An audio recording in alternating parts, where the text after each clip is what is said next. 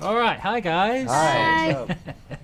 All right, let's start with an easy one. Can each of you tell me who you play with a brief description of your character, in any order? Brief description. Okay. I'll start. I play Simon Spear, who is a young man in high school who is in the closet, and he meets another teen online, and they start a romance. And I think that he's kind of a fascinating guy. He has an interesting character arc. To see him live a sort of perfectly manicured life, which has just been built to hide his secret, and to see all that get turned on his head is an interesting arc. But he's a normal, sort of regular high schooler trying to find where he fits into the world. Awesome. I play Leah Burke. Leah has been best friends with Simon for 10 years, and the same with Nick.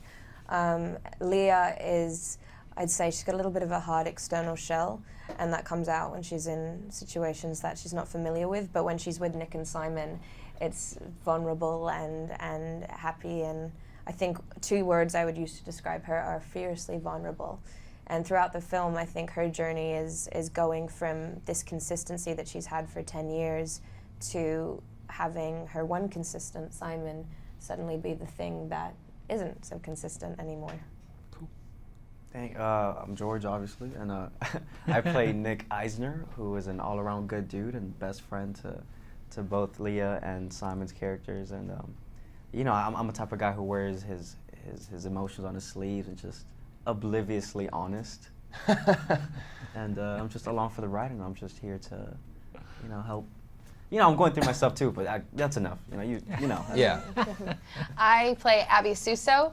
She is the new girl in school. She's got a lot going on in her personal life, but when she meets her friends, she is honest and real and supportive and very loving when it comes to her friends. On screen, you have a great kind of camaraderie. It feels like you've been friends for a long time. Now, am I right in thinking off screen, did you know each other at all before you started shooting? Definitely not. Nah. No. Nah. Actually, I knew Logan Miller before, who plays Martin. But I think all of us met for the first time in Atlanta. Yeah. And we had about a week of rehearsal beforehand to get some of the jitters out, be in a space where we can try things and rehearse and have conversations.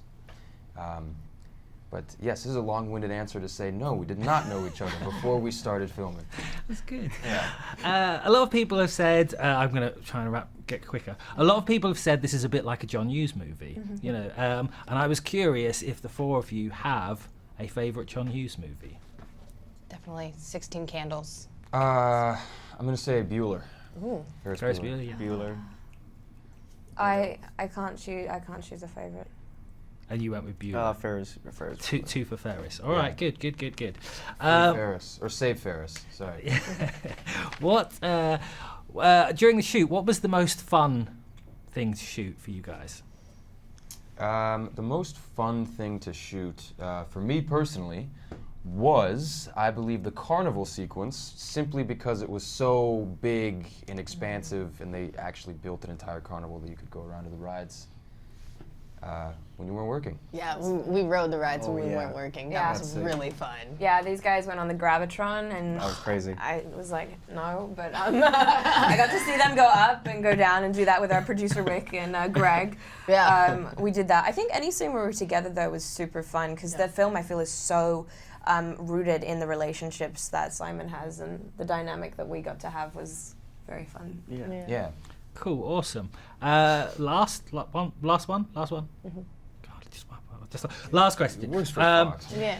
Do you feel look, Love, Simon is it's unique, it's groundbreaking, and it's a mainstream studio movie that has a gay protagonist. Do you feel there's more demand right now for these kind of stories, for more stories that reflect the diversity and the differences in the audiences that are coming to movies? I hope so. Yeah, I think Definitely. I think there's always been a need for representation. I think that it's crucial to have stories that represent you and who you are. But I think what we're hearing right now, especially with social media and the ability to connect with people, is the voice. The voice is much louder, and people are a lot more vocal, particularly young people. And I'd be the first to say that young people are very smart. They're very educated, and they know what they want. And I think that they're going to like this. Yeah, and if they do like the film and they see it, I think they'll begin to see more of these stories being told. So I think that the impetus for this film is sort of to open the door, so to speak. Yeah. So I hope that people go to see this, and hopefully there are more stories of this nature that they'll be able to see in the future.